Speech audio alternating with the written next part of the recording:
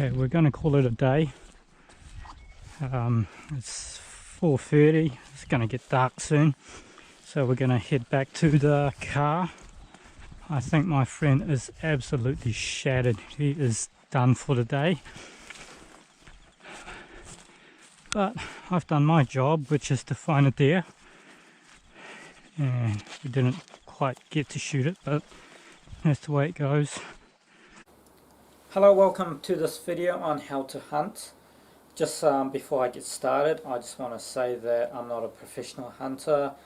I'm no expert. I'm just your average Joe, but I have had some success in the bush, not just once or twice, but many times. So I thought I might share something that I know that might benefit some of you guys. As you can see, I'm not in the bush at the moment. I'm going to do that on the second part of this video. I just want to talk now so that I don't have that risk of spooking an animal while I'm talking in the bush. So there's different types of hunting. You can hunt on private land, public land. Where we're hunting is Department of Conservation land, and anybody can get a permit and hunt there. That's where I'm hunting. If you're on a farmland, you know, it'll be different because you can motorbike around with a four-wheeler, and you can go to different areas, and that's not what we're doing. Or, you know, you can helicopter in and get dropped off and do whatever you like. So this is mainly just the type of hunting that I normally do now and then. And yeah, there's some things that people might disagree, and there are some things that people agree. I mean, it's hard to please everybody, but this is what I've found. It has worked for me, and this is what I'm sticking to. Right, so the first thing is, hang on, I'll just set up this camera properly. Yep. The first thing is fitness, because you're going to be walking a long time. No animal is dumb enough to actually be sitting on the track saying, hey, come and shoot me. You know, they're going to be hiding. You've got to try to find the animal. It's called hunting, not shooting. So I know people that camp out for weeks and do hunting trips. So they cover a lot of ground. You will need to cover a lot of ground if you want to be successful. And that's what I normally do when I am successful. I cover a lot of ground. So you just need to make sure that you're fit enough to walk a certain distance, and that you've got no injuries like back injuries or shoulder injuries, knee injury, you know, things like that. Many people have got those injuries now, and unfortunately they don't want to go hunting because they know that they will have a hard time in the bush.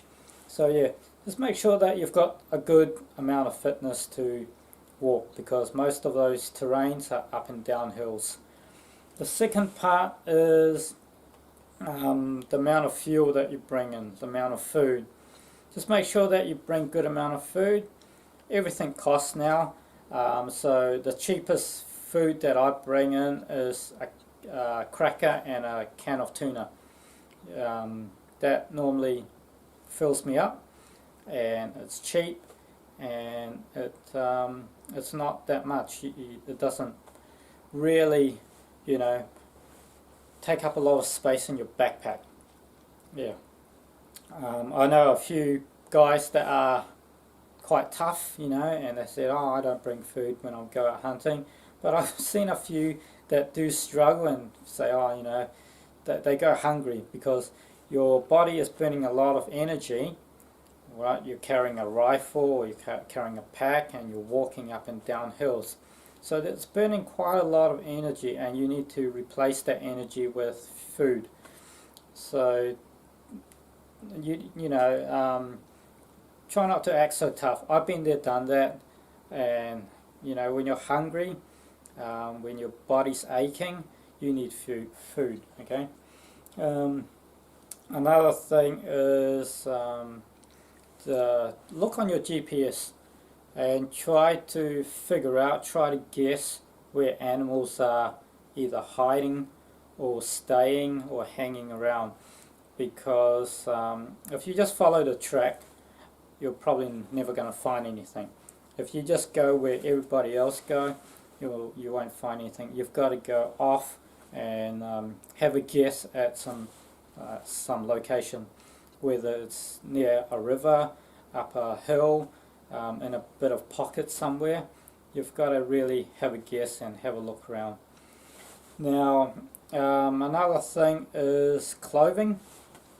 Don't bring a big heavy jacket if it's not snowing or ice, because you're just going to pack it away. Right now it is cold. When you get out of the car it feels cold, but you don't really need to wear that much. I bring light gear now, so I'll probably bring a beanie, a scarf and a thermal. Your leg from your waist down doesn't need to be that warm. It's just up here where all these, your heart, your lungs, everything that's here, that's what you need to keep warm. Otherwise you're going to get hypothermia, or the risk of getting hypothermia, and your body will start shaking and going into shock, and that's no good.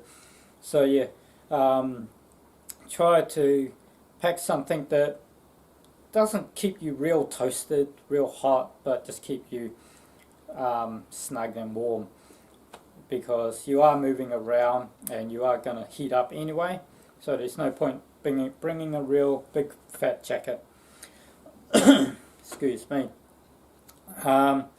Because you're walking a lot, choose a good footwear. Personally, I wear gumboots. That's just me. I'm not saying that you have to wear gumboots, but personally I wear gumboots. And what I do is I'll have a long sock, and what I'll do is I'll start rolling up my pants like that, and on the top here will be just a layer of clothing, and then when I put my gumboots on, it'll just be snug there, so there's no movement. It's not going to flip flop every time I walk. The reason why is that when I wear boots, my socks and my pants get wet because the grass is long, and the water, the moisture comes down the sock, and then the whole shoes get wet. And when the skin gets wet, you get blisters and it starts getting sore and painful, and I just hated it, just by going from experience. So every time I finish my hunting trip, when I wear gumboot, my feet is dry, my feet is good, I don't have blisters, and I can walk, I can walk a long bit of distance and be comfortable. It's not really that loud, to be quite honest, because how I roll my thing. So yeah, I personally wear gumboots because I hate getting blisters, I hate getting wet feet, and it just suits me. Now the other thing is I wear pants because it's sharp out there. You got spiky branches, thorns, you got flax. I don't know how people go hunting in shorts, because I've been with people that goes hunting in shorts and they get cut up. Their legs just get cut up. Yeah. So obviously I wear camo, and yeah. So that's the main point. I just wanted to talk about that before I go out, because that's what I normally do before I go hunting, is those things. Now the next part of this video will be when I'm in the bush and I am walking around and trying to find the animal. It will be mainly just about hunting the animal. It's not about shooting. I mean, we're going to take a shot when we see it, but the main tip is just the hunting part, and not the how to shoot, where to shoot, that kind of thing. That's your first time seeing a deer in the wild? Yeah, that was huge. So there we go, we've witnessed all three signs to say that there's deer around. Horn robbing there. So we're definitely in a good area.